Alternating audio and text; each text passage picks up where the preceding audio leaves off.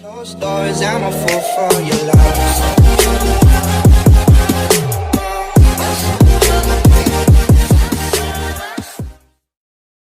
Hello guys, this is Raju. మీరు చూస్తుంది రాజు chemistry hub channel.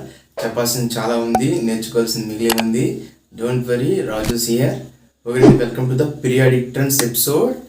మనం ఆల్మోస్ట్ కంప్లీట్ చేద్దాం సార్. మరొక 1 or 2 వీడియోస్తో మనం పీరియాడిక్ ట్రెండ్స్ అన్ని కంప్లీట్ చేద్దాం. ఓకేనా? ఈరోజు మాత్రం వెరీ ఇంపార్టెంట్ సార్. అదేంటంటే melting point and boiling point trends in the periodic table, P block elements. ఓకేనా? రెగ్యులర్గా అడిగే బిట్ సార్. అక్కడ ఐఐటి జేఈలో కానీ, నీట్లో కానీ, okay, AP set, asset, AP, any competitive exam of chemistry related exams ఖచ్చితంగా melting point, Poynting లేకుండా ఉండట్లేదు. So late చేయకుండా వీడియోలోకి వెళ్ళిపోదామా? వీడియోకి వెళ్ళే ముందు please like, share and subscribe my channel. Okay sir? Melting point and boiling point trends for the P block elements. ఓకేనా? ఏంటి మెల్టింగ్ పాయింట్, బాయిలింగ్ పాయింట్ అంటే అది తెలియాలి సార్ మనకు ముందు. ఓకేనా? మెల్టింగ్ పాయింట్ అంటే ఏంటి, బాయిలింగ్ పాయింట్ అంటే ఏంటి? The temperature where the solid converts to the liquid. ఎక్కడైతే సాలిడ్ లిక్విడ్గా కన్వర్ట్ అవుతుందో ఆ టెంపరేచర్ని మెల్టింగ్ పాయింట్ అంటాం. ఇక్కడ చూసుకున్నట్లయితే boiling point, the temperature where the liquid converts to the vapour. ఓకేనా? That temperature is called as a boiling point. ఓకేనా? ఇది రెగ్యులర్ డెఫినేషన్ చెప్పుకున్నట్లయితే తెలియాలి కదా మనకి, మెల్టింగ్ పాయింట్ ఎక్కడ ఉంటుంది, బాయిలింగ్ పాయింట్ ఎక్కడ ఉంటుందో తెలియాలి కదా. సో అందుకు చిన్న జస్ట్ సింపుల్, సాలిడ్ లిక్విడ్గా మారడానికి అవసరమైన టెంపరేచర్ మెల్టింగ్ పాయింట్ అంటాము. లిక్విడ్ అనేది వేపర్గా మారడానికి అవసరమైన టెంపరేచర్ బాయిలింగ్ పాయింట్ అని అంటాం. డిగ్రీ సెంటిగ్రేడ్ చూస్తాం కదా సార్.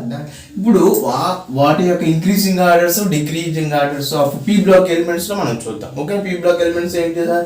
ఏంటి సార్? 3rd గ్రూప్ నుంచి 8th గ్రూప్ వరకు ఉండేవన్నీ కూడా పీ బ్లాక్ ఎలిమెంట్స్ మనకు తెలిసిందే. అవన్నీ కూడా వచ్చాయి సార్, జాగ్రత్తగా నేర్చుకోవడం.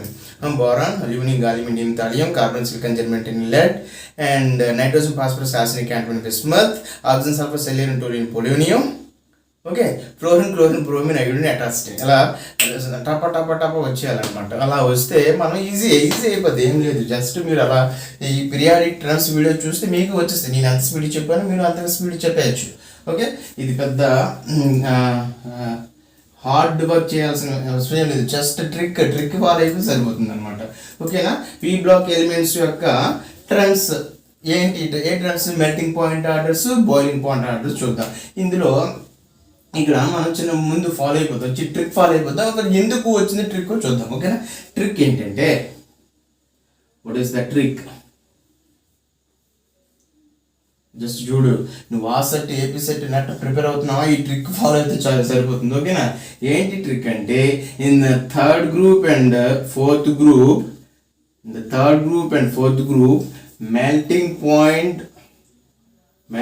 point and boiling point orders are decreases. Coming to the 5th group, 6th group, 7th group, 8th group, the melting point orders are increases. ఓకేనా? ఏంటి 3rd group? Boron family, carbon family. ఇది ఏంటిది? Nitrogen family, oxygen family, fluorine family and noble gases. ఇందులో melting point, boiling point orders ఏమైతున్నాయంటే increase అవుతున్నాయి అంటే వీటికి ఎక్కువగా ఉంటాయి అన్నమాట. వీటి పై ఉన్నవి తక్కువగా ఉంటాయి. లైక్ సైజ్ పెరుగుతుంది కదా, అలాగా. జస్ట్ అది రీజన్ అయితే అది కాదు, సైజ్ పెరగడం వల్ల బాయిలింగ్ పాయింట్ అనేది అది కాదు. మనం రీజన్ చెప్తాం. ఇంక్రీజింగ్ అనేది ఆర్డర్ ఎలా వస్తుందని చెప్తున్నాను అనమాట. ఓకేనా? ఇక్కడ ఏమవుతుంది sir?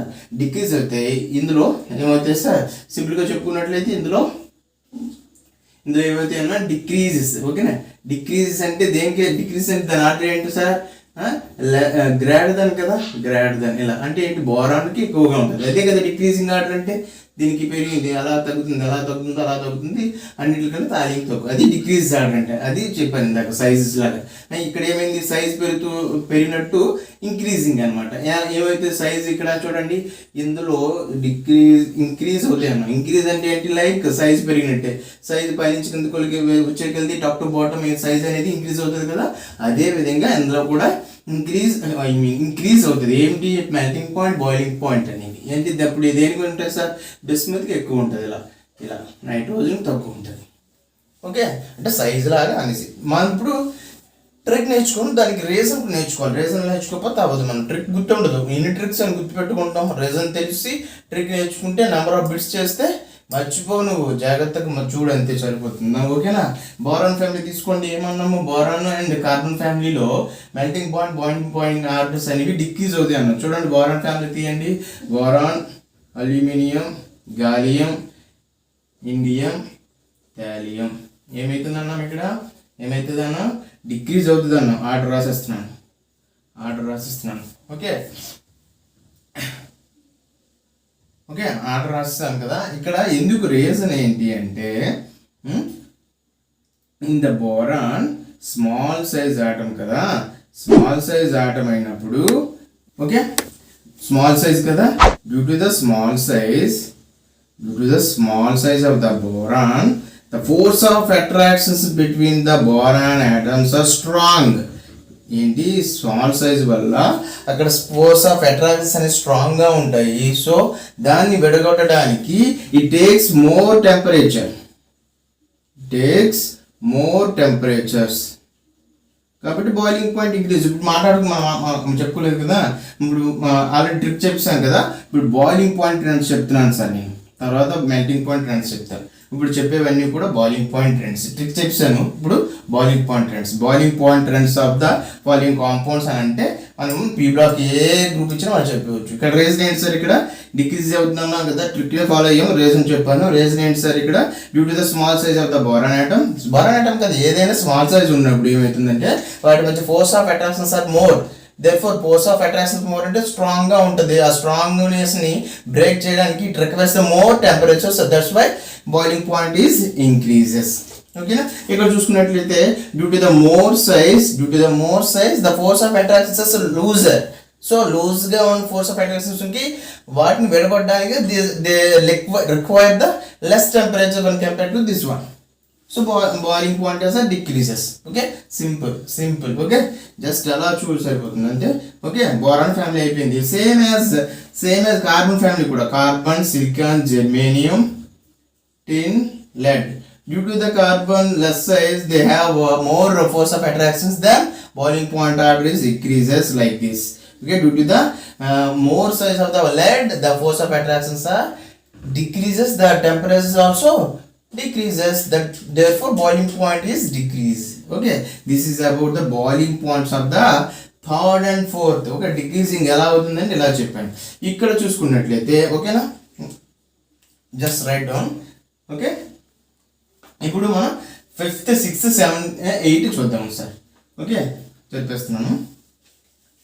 Due to the lack of board కదా, ఆ పీరియాడిక్ టేబుల్ నాకు చెరగబుద్ధి లేదు. మీకు నేను ట్రెండ్ చెప్తూ ఉంటే అది ఎక్కడ ఉందో మీకు తెలియాలి.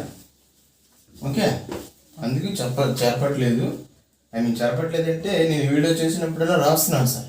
ఓకే, హార్డ్ వర్క్ చేస్తున్నాను, మీరు గమనించాలి. గమనించి లైక్ చేయాలి, షేర్ చేయాలి, సబ్స్క్రైబ్ చేయాలి. Okay, coming to the fifth group ఏంటి, నైట్రోజన్, ఫాస్ఫరస్, యార్సెనిక్, యాంటిమోనీ, బిస్మత్. ఇక్కడ ఏమన్నాం సార్, ఇక్కడ ఇంక్రీజెస్ అన్నాం కదా. ఇంక్రీజెస్ అంటే ఎంతే కదా, ఇంక్రీజెస్ పైనుంచి కిందకు వచ్చేసరికి ఇంక్రీజెస్ అంటే ఏమైంది, ఇక్కడ ఇంక్రీజ్ అంటే ఇదే కదా. ఇంక్రీజ్ అంటే పైనుంచి కిందకు వచ్చేసరికి ఇంక్రీజ్ అంటే బిస్మత్కి ఎక్కువగా ఉంటుందంట.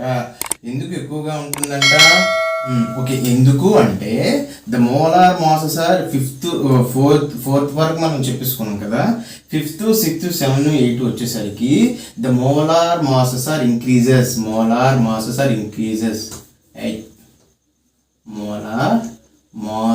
Increases. therefore forces of attraction also increases. Then temperature will be more to break this atoms.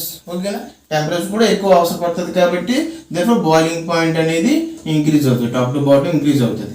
ఎందుకు sir, due to the molar masses increases అవుతాయి కాబట్టి. మోలార్ మాస్ అంటే ఇది కదా ఆటమ్, ఏ సమ్ ఎలిమెంట్ ఎక్స్ అనుకుంటే AXZ అనుకుంటాం కదా, ఇది మోలార్ మాస్, ఇది అటామిక్ నెంబర్ అలా అనుకుంటాం కదా, అంతేనా. కింద ఉంది అటామిక్ నెంబర్ అయినా. సో అలా ఉంటాయి కదా ఎలిమెంట్కి పైన కింద అటామిక్ నెంబర్స్ మాస్ నెంబర్స్ ఉంటాయి కదా.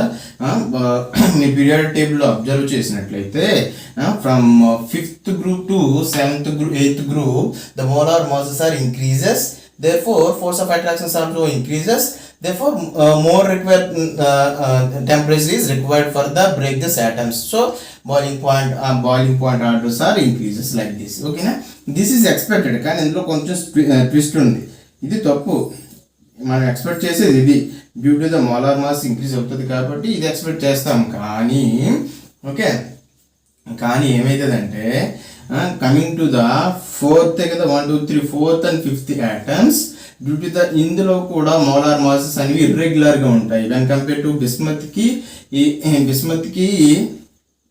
తక్కువ ఉంటుంది, యాంటిమన్కి ఎక్కువ ఉంటుంది. కాబట్టి దీస్ ఆర్ ఇంటర్చేంజ్. అప్పుడు ఏమొస్తుంది sir, nitrogen phosphorus arsenic bismuth antimony.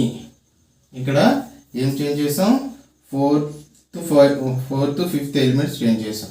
Same ఇక్కడ సేమ్ ఇది కూడా అంతే. ఏది అంతే, 6th గ్రూప్లో 7th గ్రూప్లో 8th గ్రూప్లో కూడా అంతే. మనం ఇప్పుడు రాసిన 5th కదా. 6th గ్రూప్లో ఏమున్నాయి చూడండి, ఆక్సిజన్, సల్ఫర్, సెలీనియం, టెలోనియం, పొలోనియం. ఓకేనా, ఎక్స్పెక్ట్ చేసినట్టు ఏమవుతుంది, మనం పొలోనియంకి ఎక్కువ ఉంటుంది, టెలోనియంకి తర్వాత రేంజ్ అనుకుంటాం కదా. మోలార్ మాస్ ఇంక్రీజ్ అవ్వడం కదా, పైనుంచి కిందకి వస్తే టాప్ టు బాటమ్ వచ్చేసరికి ఏం చెప్పుకున్నాం, మన ట్రిక్ ఇంక్రీజ్ అవుతుంది అనుకున్నాం కదా, మనం ఇది ఎక్స్పెక్ట్ చేస్తాం. కానీ డ్యూ టు ద ఇందులో కూడా ఈ 4 5 ఐటమ్స్లో కూడా ఇర్రెగ్యులారిటీస్ ఉంటాయి.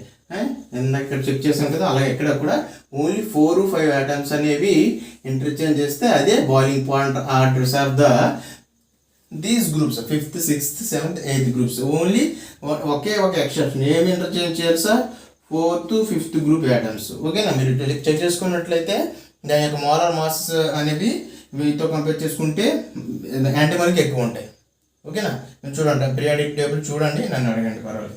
Okay, this is about boiling point trends of the 3rd 4th 5th 6th 7th 8th. Okay, clear. ఇప్పుడు చెప్పినవన్నీ కూడా ఏమైంది, only boiling point trends. Okay, ఇప్పుడు మెల్టింగ్ పాయింట్ ట్రెండ్స్కి వెళ్దాం.